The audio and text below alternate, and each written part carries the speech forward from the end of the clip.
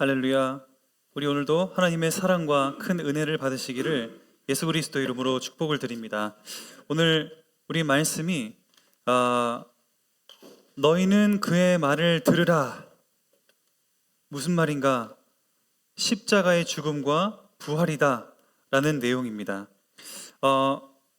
저희가 성경을 이렇게 볼 때에 항상 흐름을 보는 것이 중요하겠습니다.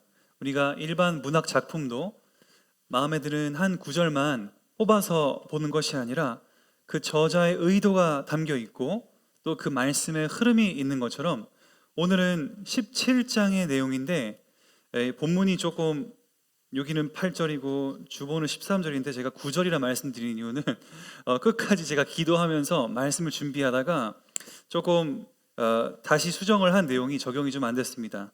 1절부터 9절까지의 내용인데 이것은 앞에 16장 우리 2주간 했던 말씀과 세트입니다.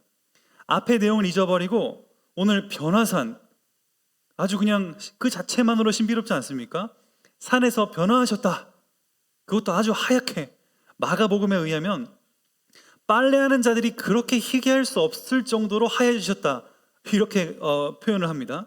근데 그거 보면서 우리가 어떤 저자의 의도, 하나님이 원저자인데 그 저자의 의도를 우리가 알지 못하면 야, 예수님 뭐 신비롭게 뭐 무슨 저기 마블 영화 애니메이션처럼 이렇게 변하시는구나, 그러고 나도 뭔가 저렇게 변하고 싶다, 이렇게 희한한 해석을 할 수가 있습니다.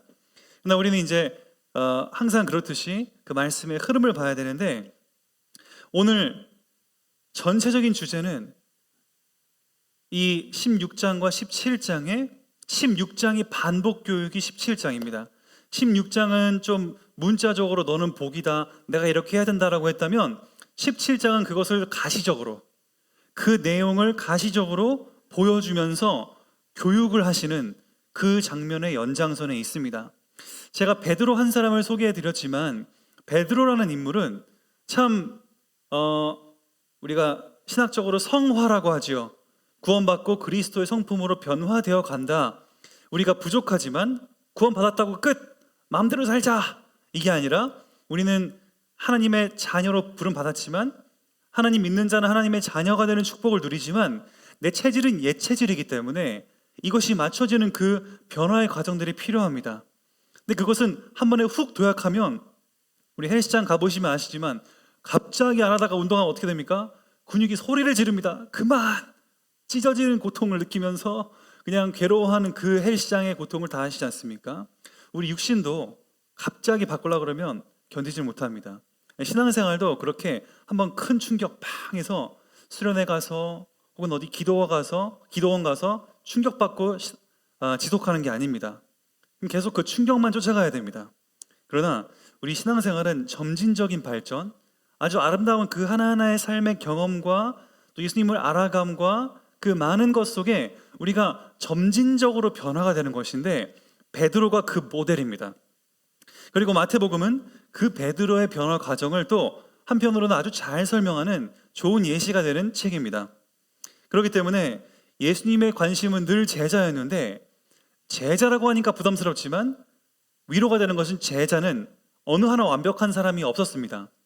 오늘 변화산에 올라간 베드로, 예루살렘 교회 수장인데 십자가 때 3번 부인했습니다. 그리고 제자들 데리고 야, 우리 그냥 고기나 다시 잡으러 가자. 예수님이 그냥 죽으셨나 보다. 부활 이해 못해가지고 고기 잡으러 갔다가 나중에 또 예수님이 뭐 하고 있냐 이러시죠. 야고보 같은 경우에는 사도행전 15장에 나오지만 예루살렘 총회의 의장이었습니다. 그리고 그 동생도 요한도 있고, 하여간 대단한 인물들이었습니다.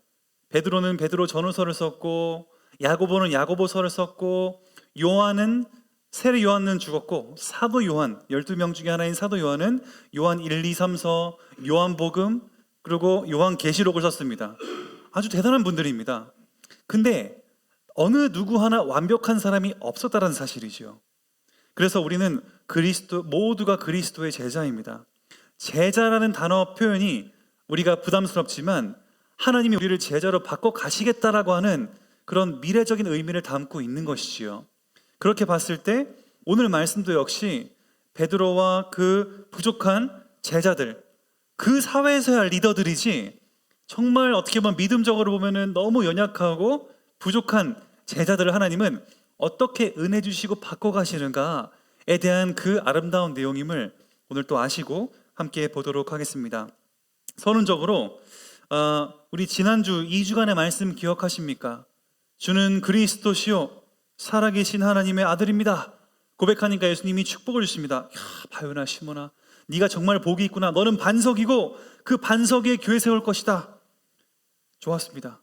근데 예수님께서 바로 그 직후에 나는 내가 진짜 왜 왔는지 아냐? 내가 하나님 아들인 건 맞는데 그것은 나고, 내가 왜 왔냐? 나는 고난받고 십자가로 죽고 3일 만에 부활해야 될 것이다 하니까 갑자기 베드로가 안 됩니다, 만류하고 예수님은 거기에 사탄아 물러가라라고 또 책망을 하십니다. 엄청난 복의 고백을 했다가 축복의 이 상황이었다가 완전히 막 사탄아 이렇게 반대의 상황이 연출된 것이지요. 그러면서 예수님 하신 말씀이, 너희는 너희가 생각하는 예수를 믿지 말고 자기를 부인하고 자기 십자가를 지고 나를 따라와라. 내가 온 이유가 있다. 너네 마음대로 나를 해석하지 말아라 라고 예수님은 제자의 삶에 대해서 말씀하셨습니다. 그것이 지난주였습니다. 그 두 가지를 오늘은 복습교육을 통해 가시적으로 복습교육을 하시는데, 우리 지지난주에 이 베드로의 신앙 고백, 예수님, 십자가 부활, 그 내용을 오늘 말씀하고 있는 겁니다. 그런 결론부터 가지고 우리 한번 보시면은, 첫 번째로 흔들리는 제자들, 하나님의 영광. 1절에 보시면 엿새 후에 이렇게 나와 있습니다. 우리는 이러한 표현도 그냥 지나가면은 안 되겠습니다. 성경에서는 숫자에 너무 또 의미 부여를 하면 안 되지만 중요한 숫자들은 있습니다. 엿새 후. 왜 엿새 후일까? 그 바로 전에 예수님이 너는 그리스도 고백했다고 축복이구나, 나는 죽으러 간다, 사탄아 물러가라, 이거 다 하셔놓고 바로 그냥 가시면 되지. 왜 엿새 후나 기다리시냐는 말입니다. 성경에 엿새 6일이라는 것이 참 의미가 있는데요, 천지창조도 6일 동안 창조됐습니다. 그리고 7일째에는 안식하셨습니다. 6일 동안이 하나님의 창조 사역을 중요한 그 의미를 담고 있고, 모세 같은 경우에도 시내산에 그 십계명과 율법들을 받으러 올라가지 않았습니까? 근데 올라가서 바로 받은 게 아닙니다. 분명히 출애굽기 24장 나와 있지만 그 6일 동안 하나님은 기다리게 하셨습니다. 가만히 뭐 했는지는 잘 모릅니다. 아마 하나님을 맞이할 준비를 했겠죠. 구름이 덮고 있어가지고 들어갈 수가 없는데 모세야 들어와라 하니까 구름 속으로 들어갔습니다. 그러니까 시내산에서도 6일간의 기다림, 하나님을 맞이할 준비가 있었다는 거죠. 그런 것처럼 가장 중요한 것은 십자가 죽음. 예수님이 북쪽 우리 갈릴리 호수 쪽에서 활동하시다가 남쪽 예루살렘으로 내려오셔서 십자가 죽으러 오시지 않습니까? 그거를 고난주간이라고 합니다. 고난주간. 처음 예루살렘 입성하시고부터 6일째에 십자가에 못 박히셨습니다. 그리고 3일 만에 8일째에 부활하셨습니다. 그러니까 지금 여기서는 이 흐름상 뭘 얘기하는 것 같으십니까? 6일 동안 6일 후 예수님이 이들을 데리고 갔다는 것은 6일 동안의 십자가의 죽음을 예고하고 있는 것입니다. 본인이 십자가에 죽고 부활해야 된다라고 아까 16장 21절에 말씀하시지 않았습니까? 근데 못 알아들었습니다. 못 알아들을 수밖에 없는 배경은 제가 계속 말씀드렸지요. 예수님을 정치적인 구원자로 생각했기 때문에, 로마를 때려치우고 다윗 왕국을 다시 재건할 것으로 생각했기 때문에. 근데 예수님은 그걸 위해 오신 게 아닙니다. 우리의 죄를 위해 십자가에 피 흘리는 고난의 왕으로 오신 것입니다. 베드로는 이해가 안 된 것이지요. 그러니까 6일 동안 기다리시는 의도를 보이시고 십자가 그 사건을 예고하시면서 이 3명 대표자들을 따로 산으로 올라가셔서 2절에 보시면 그들 앞에 변화되시는데, 어떻게 변화되시냐? 꾀지지한 모습으로 변화되시는 게 아니라 그 얼굴이 해같이 빛나고 옷이 빛과 같이 희어졌더라. 우리 성경들을 보시면 1절 앞에 주제가 나오고 밑에 보충 연관 성경 구절 나오지 않습니까? 마가복음 9장 2절 13절 이런 데 보시면 빨래하는 자가 이렇게 희귀할 수 없을 만큼 하얘졌다라고 표현합니다. 근데 하얘진 게 중요한 게 아니라 그 모습이 뭘 의미하냐는 거죠. 바로 부활하신 그 모습을 얘기하고 있으신 겁니다. 베드로가 지금 전혀 이 부활을 눈치채지 못하고 있습니다. 십자가 죽으러 간다고 하니까 심지어 3일 만에 부활해야 될 것이다까지 워딩을 하셨는데 그 워딩을 듣고서도 베드로는 안 됩니다. 이해할 수 없습니다. 그리고 우리 뭐 뒤에 보면 나오지만 여기는 안 나와 있는 누가복음에는 우리 이 예수님께서 사라지고 홀로 남아 계셨을 때 아니 부활이 무슨 의미인가? 제가 여기 뒤에 나중에 써놓지만은 도대체 무슨 말인가 서로 문의하고 부활이 무슨 말인가 이해하지 못하더라 이렇게 써 있습니다. 지금 전혀 그 당시의 신앙관에 있어서는 예수님은 다 때려부시고 어벤져스 같은 왕으로 우리를 구원하는 정치적 메시아로만 자꾸 이게 탁 박혀 있는 것이지 나를 왜 십자가에 죽으신다고? 그건 저주받는 일인데 그것도 십자가에 죽으신다고? 도저히 납득이 안 되는 겁니다. 그 당시에는. 우리도 그런 게 있지 않습니까? 이 사회 분위기라는 게 있고 통념이라는 게 있고 거기에 어긋나면 되게 받아들이기 힘든 게 있지 않습니까? 그런 거나 비슷합니다. 베드로도 예수님이 죽으신다는 그 사실이 도저히 납득이 안 되는 겁니다. 기적 일으키고 막 사람 살리고 막 광풍도 막 잠잠하게 하니까 야 하나님의 아들이십니다. 그 고백은 했는데 예수님이 십자가에 죽는 그 모습은 도저히 납득이 안 되는 겁니다. 그걸 보고 예수님은 지금 계속 가시적으로 6일 동안 기다리시고 내가 하얗게 부활해서 이러한 새롭게 창조되는 새롭게 부활하는 그 모습을 지금 나타내고 있으신 것이지요. 그때 3절에 예수님 곁으로 2명이 옵니다. 이 2명도 구약의 인물이 얼마나 많습니까? 누가 오는가? 우리가 아는 뭐 아브라함도 있고 아담도 있고 다윗도 있고 뭐 많이 있는데 2명이 옵니다.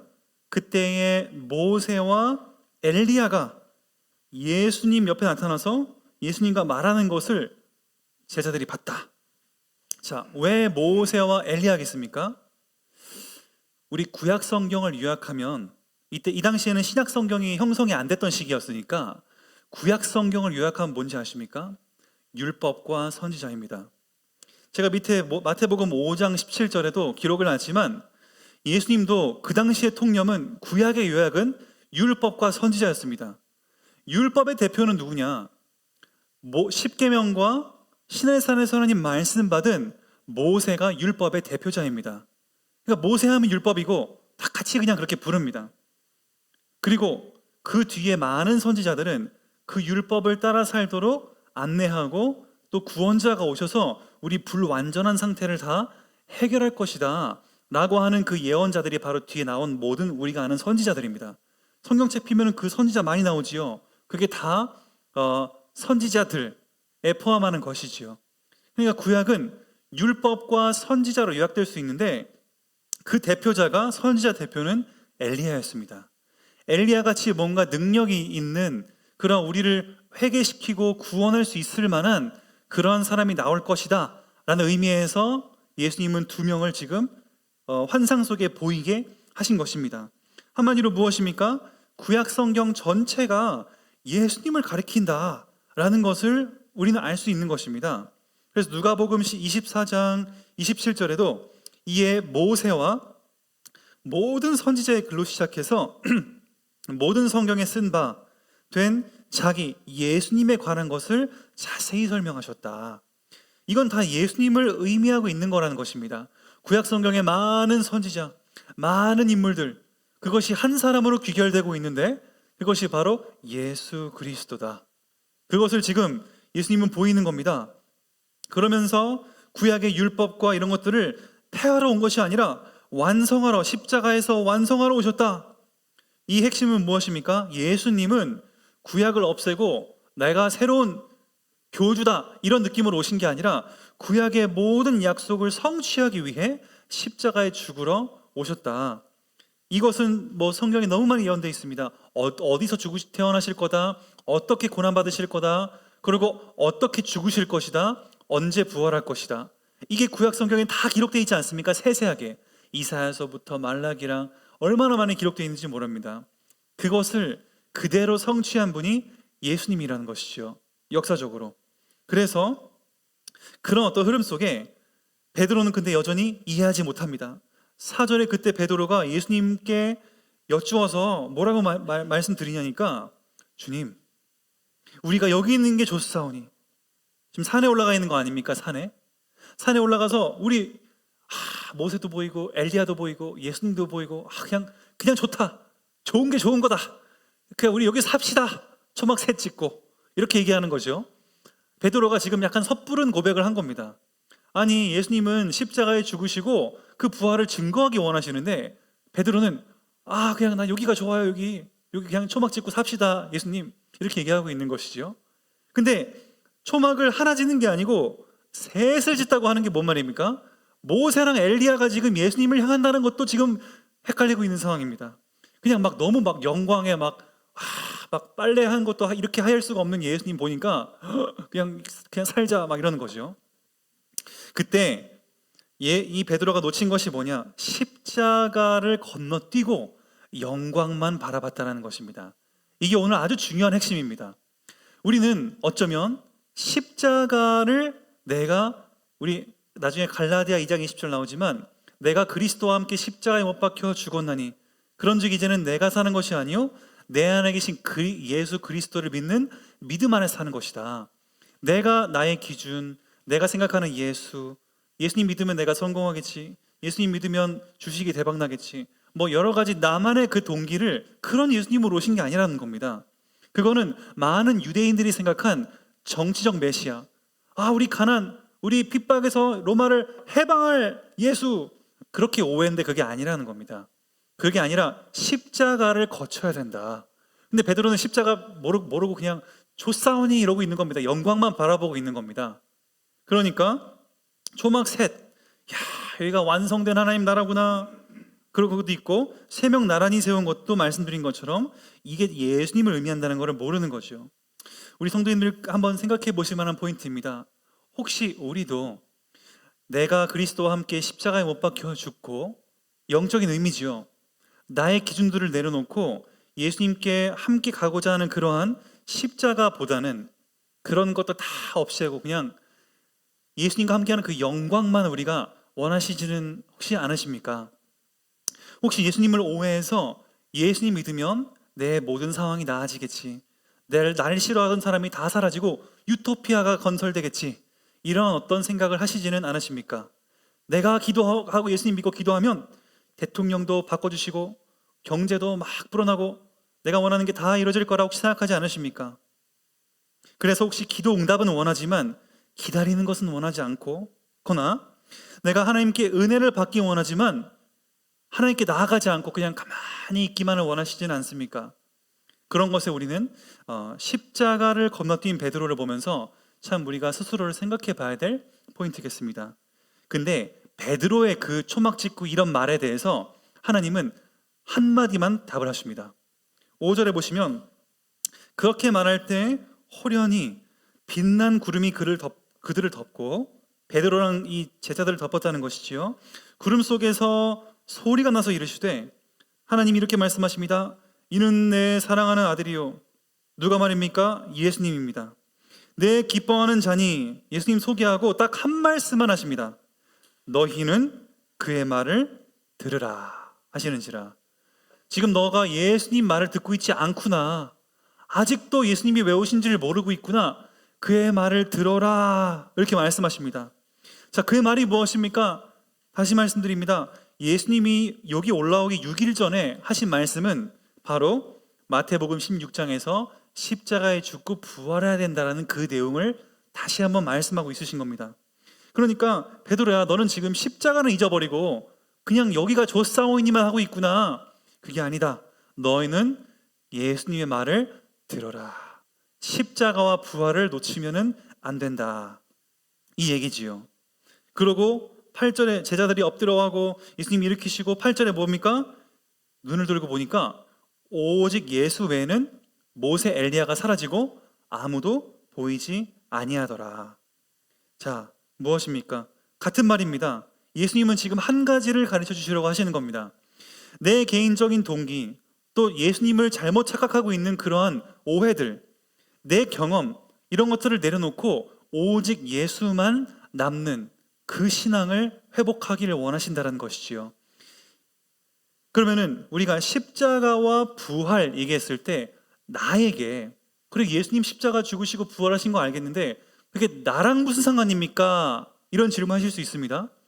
아니, 예수님이 십자가에 못 박히고 죽으신 거지 나랑 무슨 상관이냐? 내가 십자가로 얻는 유익이 있습니다. 그것은 첫 번째로 여러 가지가 있지만 핵심을 요약하면은 내가 날 때부터 가진 모든 죄의 문제, 원죄. 이것은 무슨 말입니까? 아니, 나는 죄 지은 적이 없는데요? 그렇게 말씀하실 수 있습니다.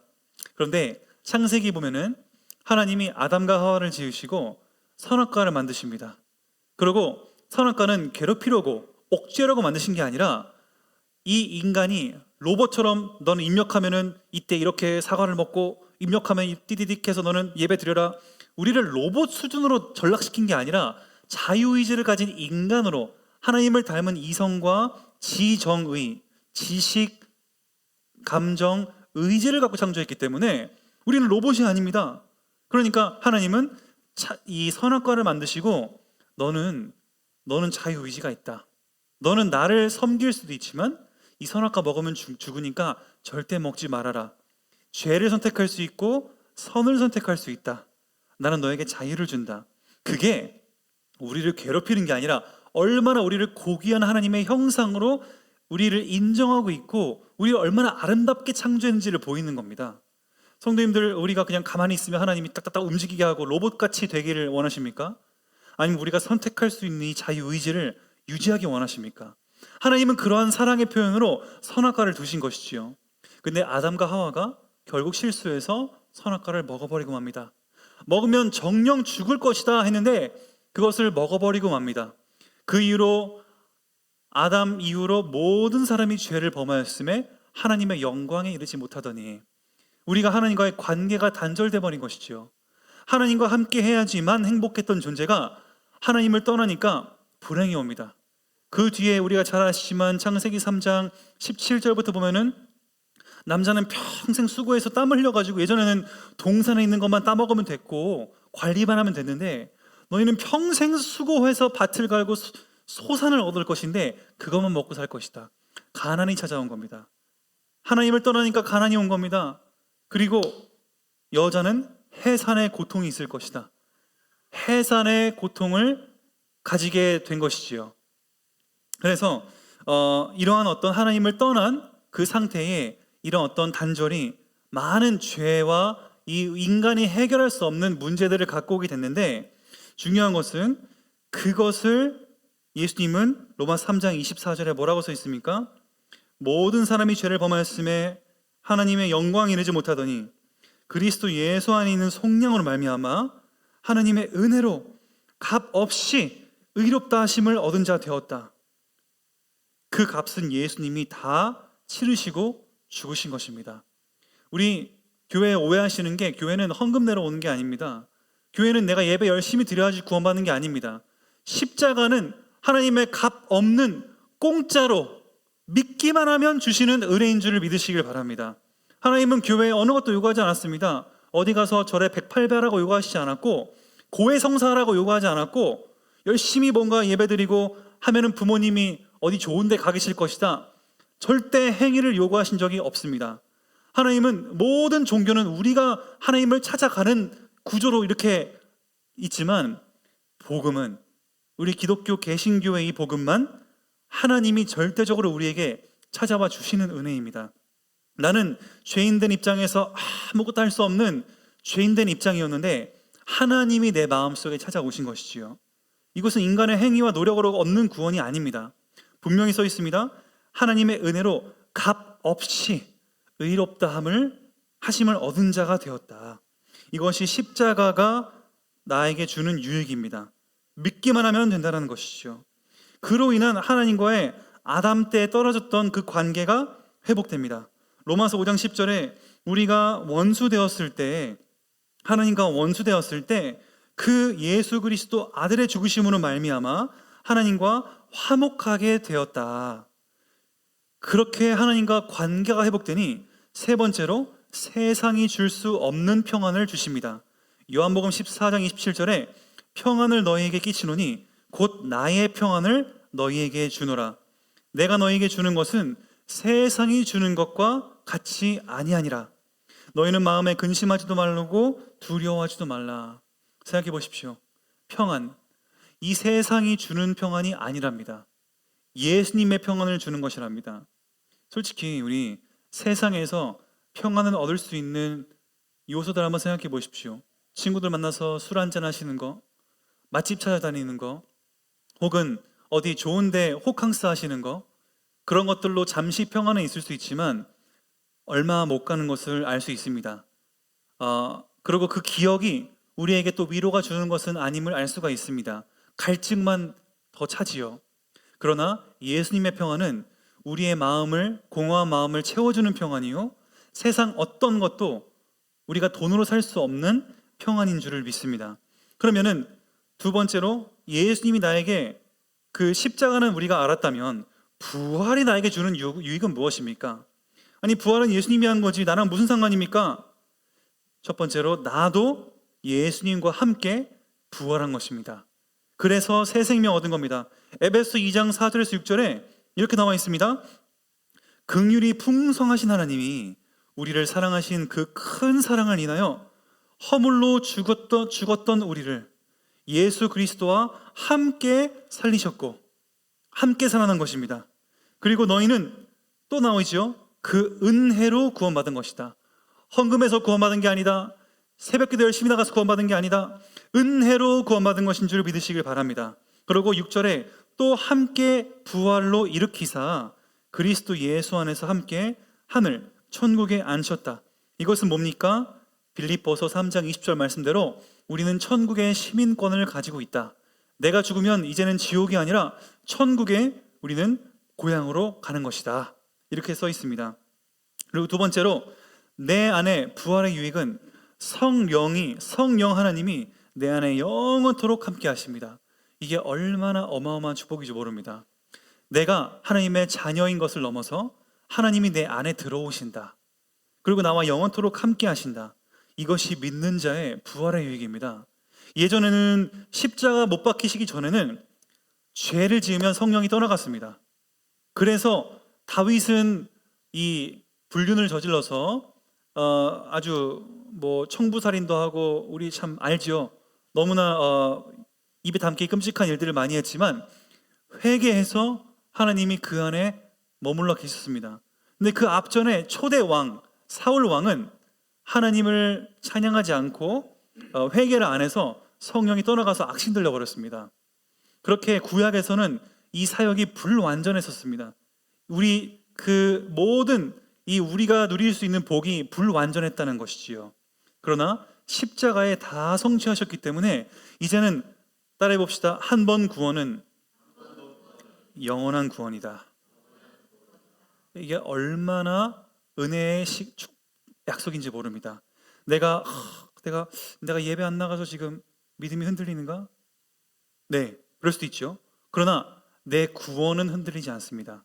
한 번 성경에 하늘의 생명책에 기록된 것은 하나님은 절대 변하지 않는다. 그래서 오늘 14장 16절 요한복음에 이렇게 나와 있습니다. 예수님이 아버지께 구하겠으니 그가 또 다른 보혜사 성령을 주사 잠깐 너희와 함께 하겠다고 했습니까? 아닙니다. 영원토록 너희와 함께 할 것이다. 이것이, 제가 예전에 몰몬 얼마나 깔끔하게 정장입고 있습니까? 항상 2인 1조로 다닙니다.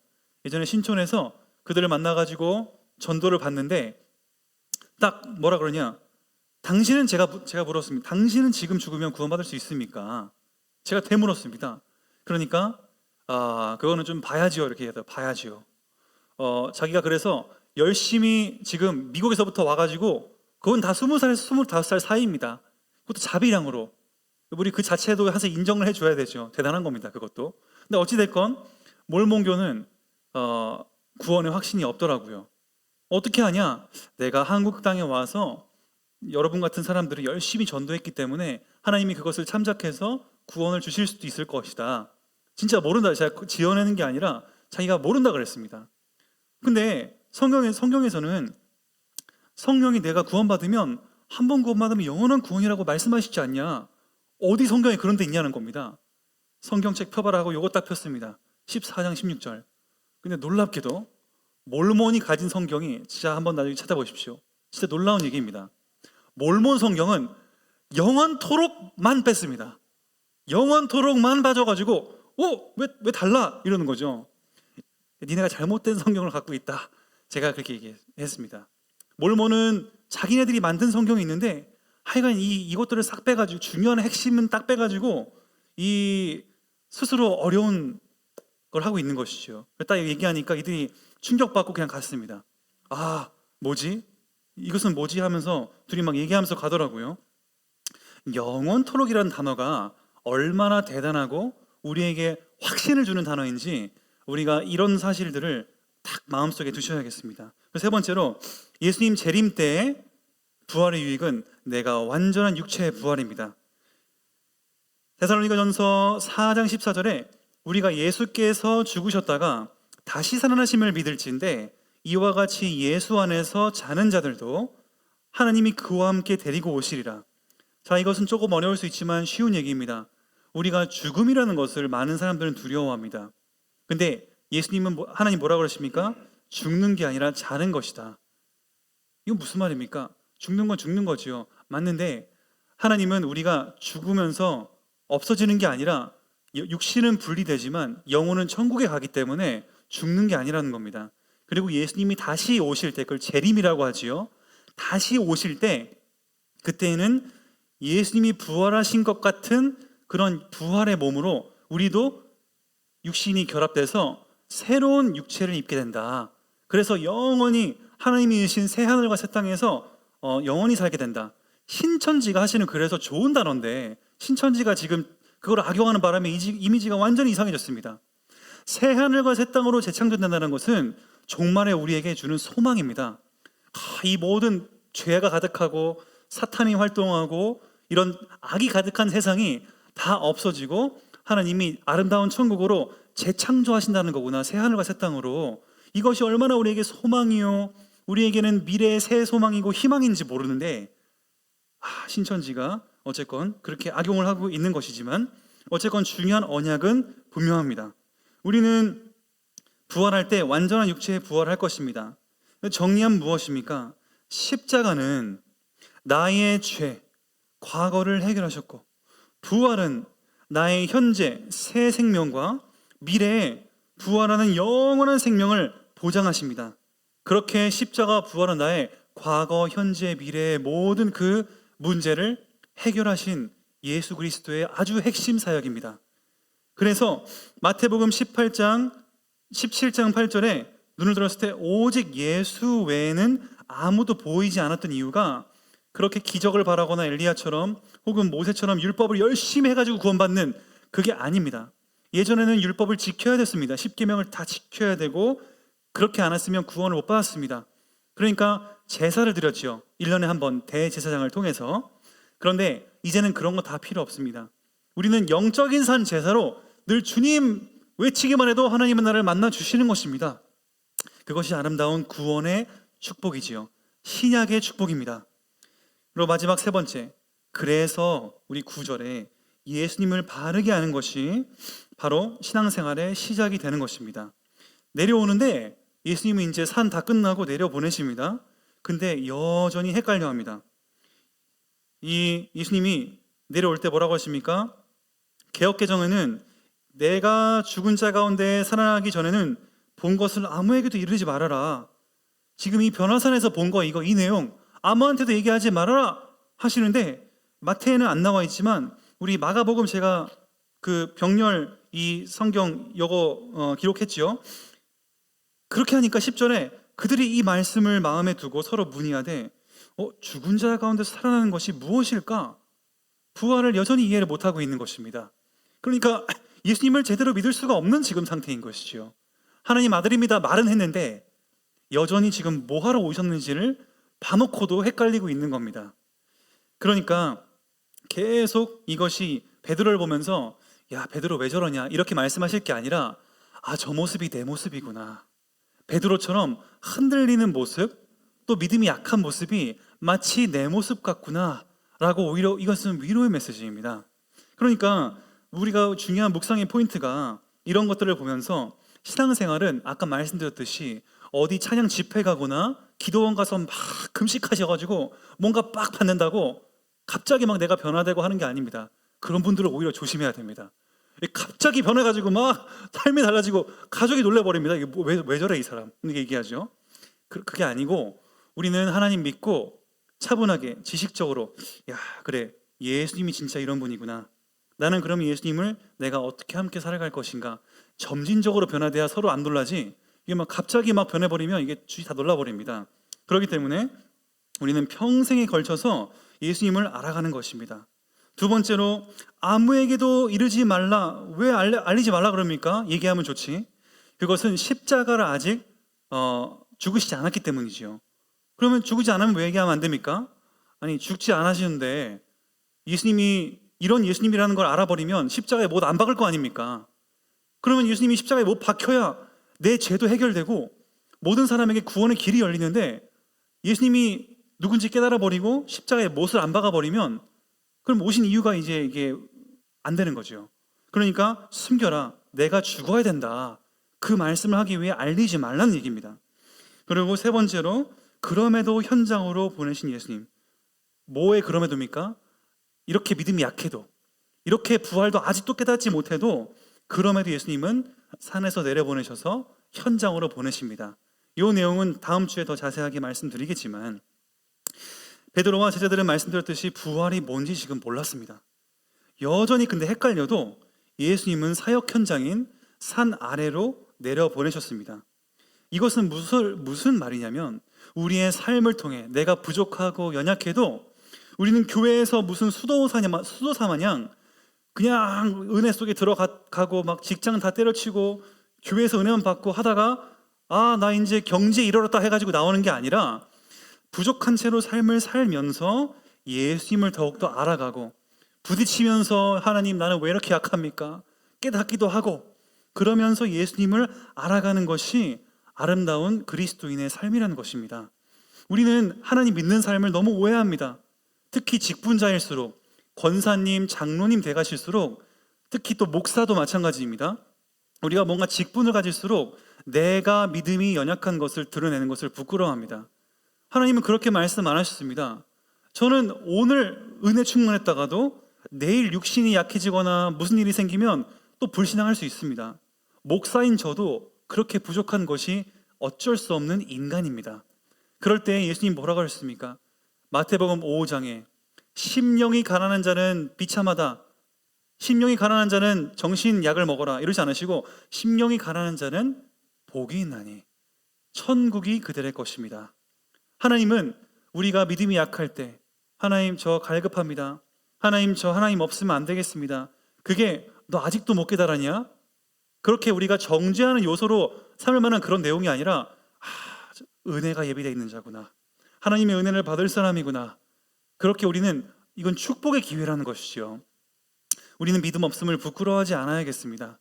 우리는 하나님 앞에서는 적어도 우리가 모든 자존심을 내려놓고 하나님의 은혜를 우리가 받을 수 있어야겠습니다. 나는 다 안다, 신앙생활 내가 몇 년 차인데, 이렇게 했다가는 우리는 은혜를 받을 수가 없습니다. 그럼 하나님 뭐라 그런지 아십니까? 너 교만하구나, 내가 기다릴게, 이러시는 거죠. 하나님은 우리와 더욱더 친밀한 교제, 관계를 이루기 원하시는 것입니다. 결론입니다. 갈라디아 2장 20절 함께 한번 읽어보겠습니다. 내가 그리스도와 함께 십자가에 못 박혔나니 그런즉 이제는 내가 사는 것이 아니요 내 안에 그리스도께서 사시는 것이라. 이제 내가 육체 가운데 사는 것은 나를 사랑하사 나를 위하여 자기 자신을 버리신 하나님의 아들을 믿는 믿음 안에서 사는 것이다. 하나님은 한 말씀만 하셨습니다. 너희는 그의 말을 들으라. 그 말씀은 십자가의 부활이었고, 십자가의 부활은 내 죄와 저주의 문제를 해결하고 영원한 생명을 약속한 과거, 현재, 미래가 보장된 해결된 내용입니다. 우리는 실수해서 십자가 부활을 경험하지 않고 영광만 바랄 수 있습니다. 그러나 하나님은 우리의 부족한 수준을 아십니다. 나의 모든 동기를 내려놓고 십자가에 우리가 모든 것을 내려놓고 예수님으로 사는 은혜가 있으시기를 예수 그리스도 이름으로 축복을 드립니다. 기도하겠습니다. 하나님, 우리가 십자가에 함께 못 박히고 함께 부활을 이미 영적으로는 하셨는데 신분적으로는 이미 해주셨는데 우리가 삶을 사는 이 현실에서는 그 믿음이 부족하여 놓칠 때가 참 많습니다. 여전히 나는 내 기준으로 하나님을 놓치고 하나님을 오해하고 또 다른 신앙을, 잘못된 신앙을 하는 경우가 있을 수가 있습니다. 하나님, 우리의 믿음 없음을 용서해 주시고 우리에게 하나님의 은혜를 주시고 그래서 하나님과 평생토록 함께 걸어감에 따라 점진적으로 변화되는 아름다운 신앙생활을 맛보게 해 주시옵소서. 그런 의미 안에서 우리는 서로를 정죄하지 않고 저 사람 왜 저러냐라고 그런 시선을 갖지 않고 교회만큼은 사랑으로 품고 사랑의 눈으로 바라볼 수 있도록 기다림의 은혜가 있게 해 주시옵소서. 예수 그리스도 이름으로 기도드립니다. 아멘.